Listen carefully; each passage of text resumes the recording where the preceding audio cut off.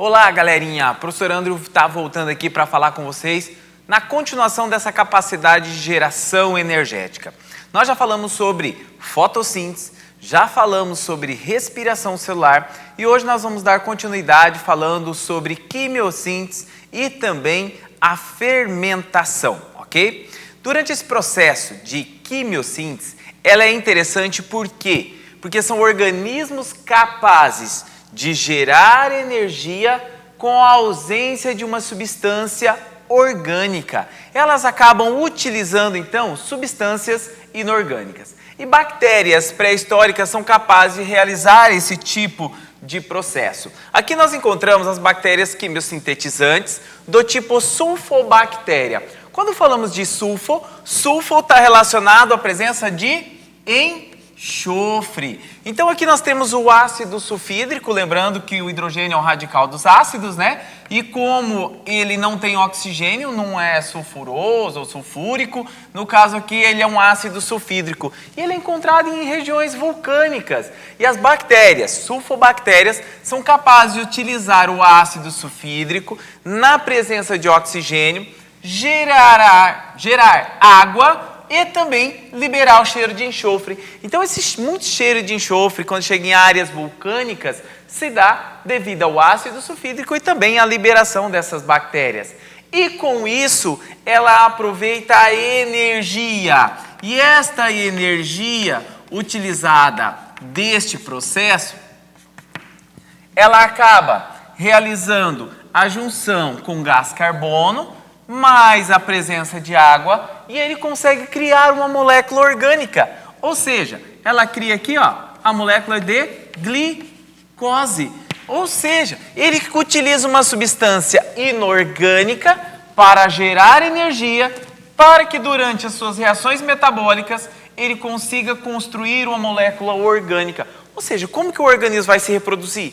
Ele tem que aumentar o número de células, né? E para isso, ele tem que construir moléculas orgânicas. Então é surpreendente essa capacidade de utilizar substâncias inorgânicas como o ácido sulfídrico para gerar glicose.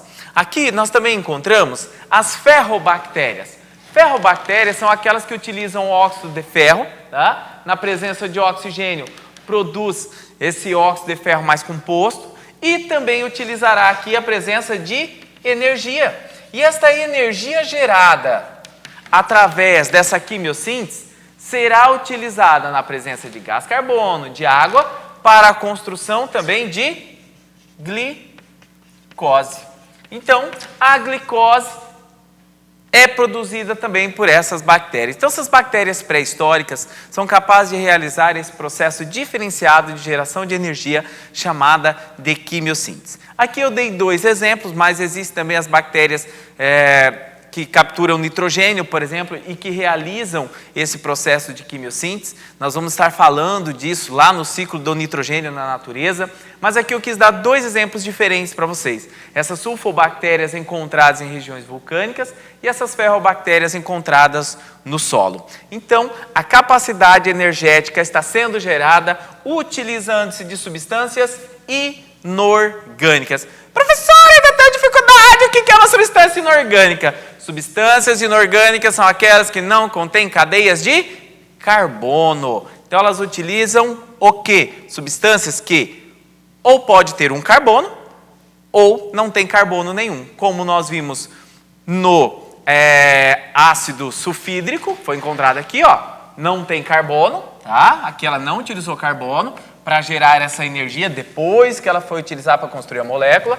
E aqui também no óxido de ferro, não é uma substância orgânica, ela é inorgânica.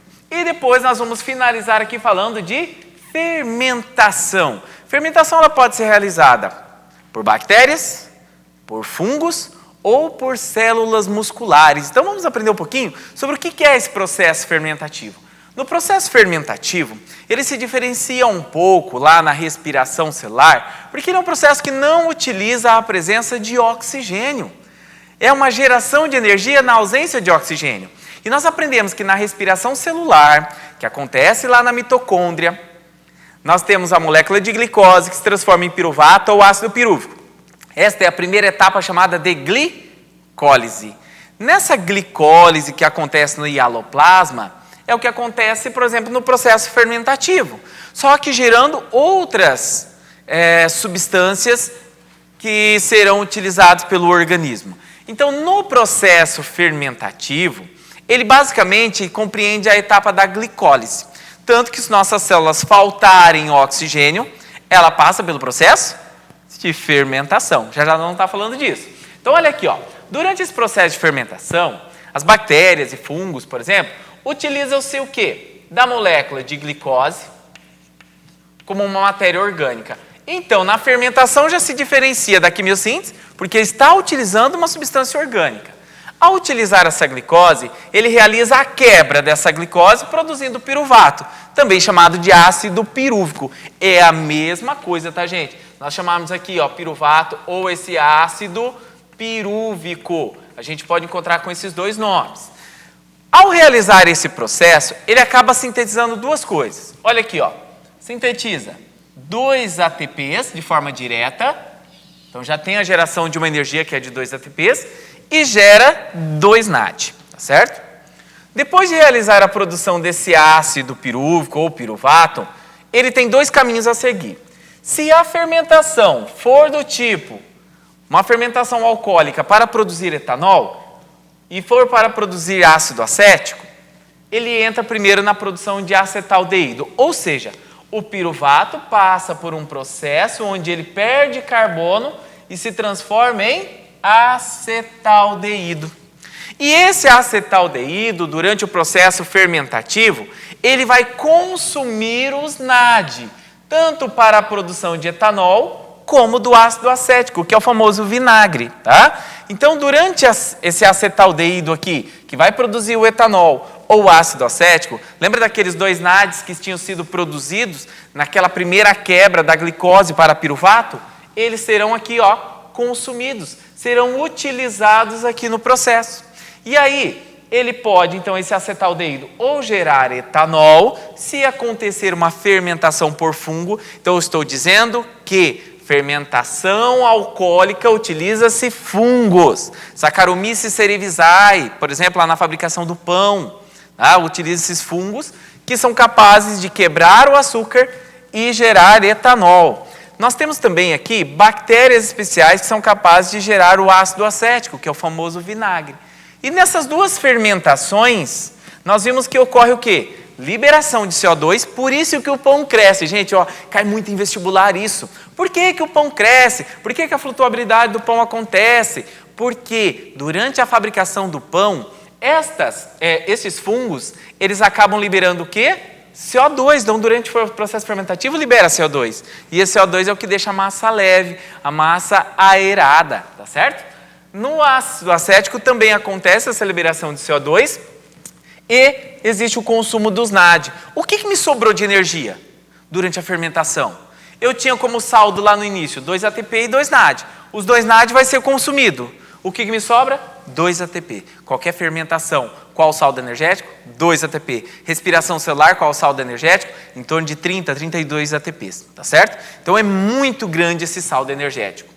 Se a fermentação for de ácido lático, feito por bactérias que encontradas, por exemplo, no leite, tá? Aí o caminho é diferente. Nessa fermentação, a glicose é quebrada em piruvato, ou ácido pirúvico, e aí ele passa por um processo sem ter a formação de acetaldeído, onde gera ácido lático. Lá na fermentação do leite, para a produção de iogurte, produção de queijos especiais, acontece isso aqui, essa fermentação de ácido lático. Isso pode acontecer por bactérias ou por nossas células musculares. Galera, quando você realiza aquela atividade intensa, vai lá na academia, faz força lá um monte, dali a pouco você fala, meu Deus, no outro dia você não está aguentando os seus braços de tantas dores.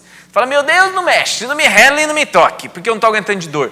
A maioria dessas dores aconteceu por quê? Você fez uma atividade tão intensa que teus músculos param de realizar a respiração celular e passa a fazer a fermentação.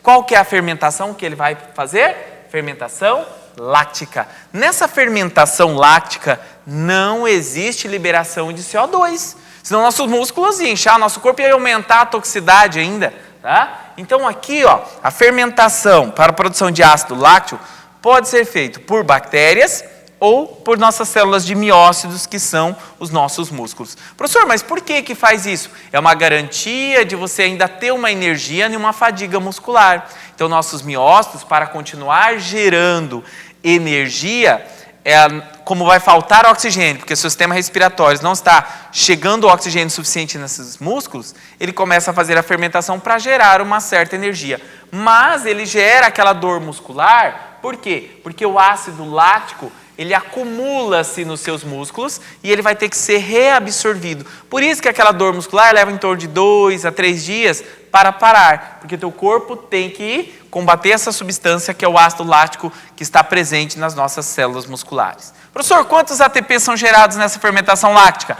A mesma coisa. O saldo aqui é sempre de 2 ATPs. Então, qualquer fermentação, que seja alcoólica, que seja acética ou que seja lática, o saldo energético será de 2 ATPs. Beleza, galera? Assim nós fechamos então essa parte de capacidade energética. Já falamos de fotossíntese, respiração celular, quimiossíntese e também falamos agora de fermentação. Um grande abraço do professor André.